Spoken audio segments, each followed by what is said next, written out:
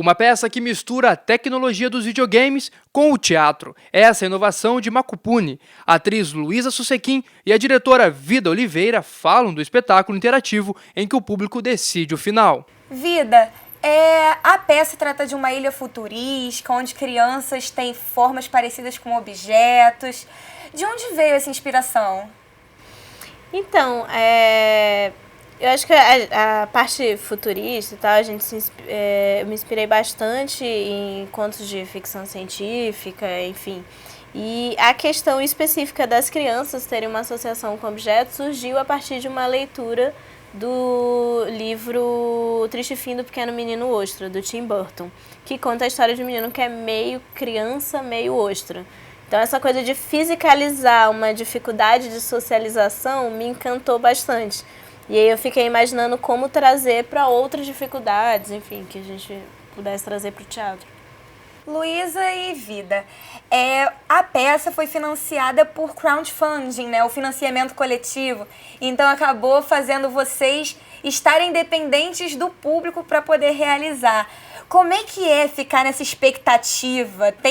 Rolou algum medo de não conseguir arrecadar o suficiente? Todo dia, né?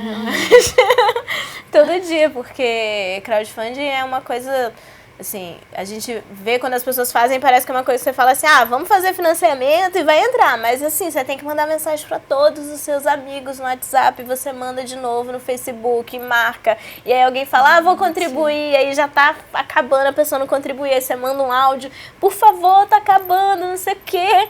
E aí vai conseguindo, assim, né? Mas é uma coisa que todo dia você tem que acordar e mandar mensagem para as pessoas. Não é do nada, assim, bombei, viralizei, agora todo mundo quer apoiar o projeto. Mas, de qualquer forma, eu acho que dentro do teatro a gente é sempre dependente do público. Sim. Porque mesmo que a gente conseguisse um apoio e tivesse toda a grana, a gente ainda ia ter que precisar que as pessoas fossem ao teatro.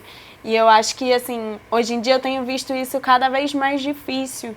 Então, pra gente está sendo muito importante a quantidade de pessoas que estão indo, que estão gostando, que estão dando feedback positivo. Isso tem sido bem legal, assim. Porque o teatro não acontece, né, sem público. E interativo ainda.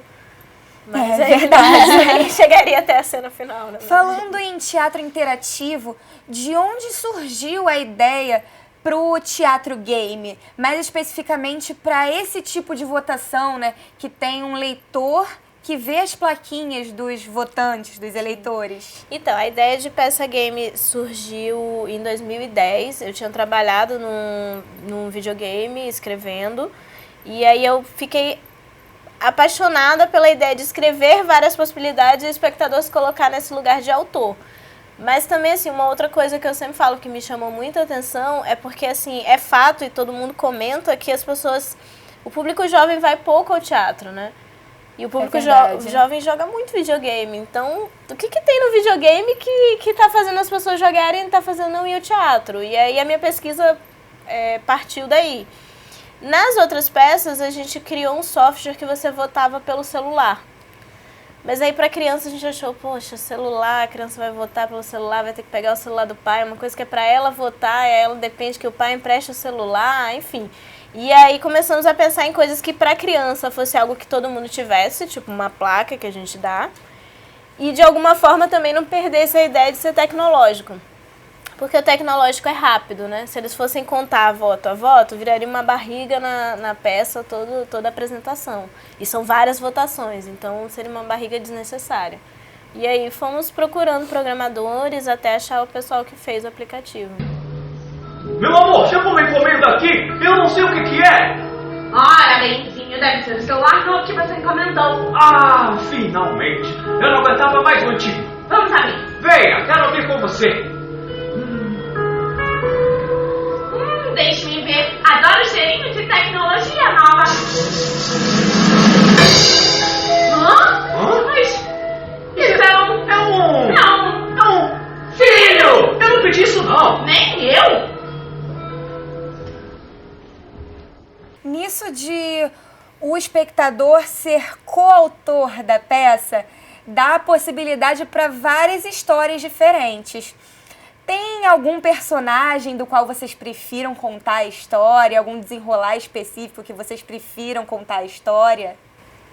Isso é muito engraçado, que na preparação da peça, a vida alertou a gente muito, tipo, não se apeguem, vocês estão dependentes da votação, você não pode torcer muito para que seja uma história, porque existe a possibilidade de serem outras 2 histórias. Então, assim, goste de tudo, fique tranquilo com todas as opções possíveis de aparecer, e isso para mim veio, assim, ficou dentro e, tipo, durante todas as apresentações eu quero que venha mesmo o que o público quer. Porque eu acho que isso também vai trazer uma energia muito boa para a apresentação, né? Que o público esteja ali participativo e escolhendo a cena a seguir.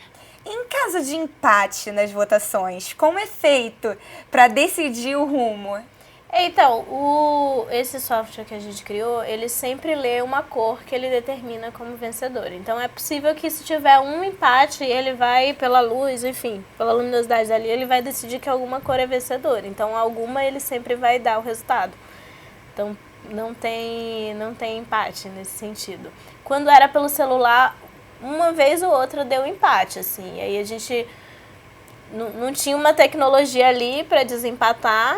E aí, normalmente, acabava eu desempatando na cabine, assim, se dava o voto igual. Então, por isso que eu acho que esse das cores já é melhor, porque o aplicativo sempre vai decidir, então não tem como estar falando, não, é marmelada, né? Exatamente, exatamente. E a gente combinou mesmo, assim, de não ter marmelada e aceitar a votação, tanto que tem uma história que só estreou no domingo passado. Domingo passado a gente completou 1 mês de temporada. E essa história, que é do Menino Livro, não tinha estreado ainda. Então foi uma estreia, porque finalmente caiu. Assim, a gente foi fazendo campanha na plateia, pedindo pros amigos, vai de verde, vai de roupa verde, pra ver se o aplicativo detecta o verde. E aí conseguimos finalmente estrear a terceira história. Além do Menino Livro, tem uma menina âncora e um menino polvo. Isso. Por que você acha que as pessoas deram preferência para os outros 2 e não deram muito crédito para o Menino Livro? Tem uma coisa que a gente fica falando, que é essa desconfiança, que talvez o conflito do livro para as crianças, para a gente ainda é muito forte, mas para as crianças não faça tanto sentido, né? A gente fez um ensaio aberto, e que foram algumas crianças, e aí a menina falou assim, mas a gente contando a história do Menino Livro, ela falou assim, mas existe livro digital? Porque a história é justamente que ele é livro de papel e os pais só leem PDF e não conseguem lê-la. Aí na hora assim, mas existe livro digital? Aí a gente ficou falando, não, mas o conflito é justamente esse, ela não conseguia entender. E aí ela pegou a sombra, no final, ela pegou a sombra do Menino Livro e falou assim, nossa, mas ele parece um tablet, só que com páginas. Eu acho que esse conflito tão analógico, né, ele vem muito mais para nossa geração e para as anteriores, porque a gente, eu não sei, eu jamais vou considerar um livro em PDF como um livro. Para mim, um livro é um livro, um PDF com um livro é outra coisa. Para as crianças é tudo a mesma coisa, entendeu? Elas já nasceram nessa realidade, né? Elas não conseguem pegar esse conflito mesmo. E nisso de estar sempre contando com a interação, já aconteceu de algum espectador interagir demais com a peça?